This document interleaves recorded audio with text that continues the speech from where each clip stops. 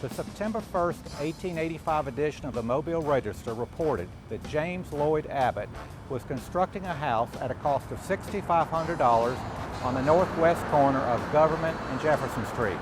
The architecture of the house is kind of in question because the newspaper wasn't particularly complimentary about it.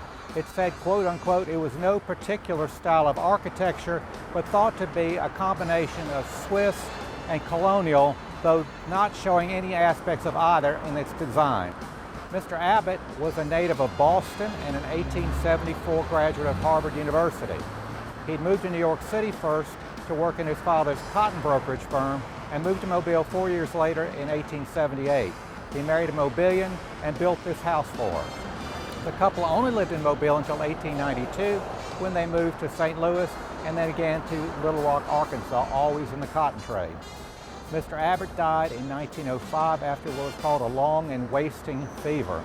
He's buried here in Mobile at Magnolia Cemetery.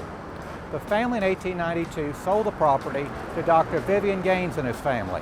Dr. Gaines was a very prominent and popular physician here in Mobile, and he would live here until 1923, when sadly on a dove shoot he dropped dead after suffering a massive heart attack.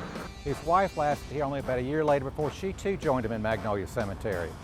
The next family was an owner of the Mobile Coffee Company, but they lasted barely 2 years before they had enough of the traffic that was growing steadily on Government Street, and they moved over to a quieter section of Dolphin Street.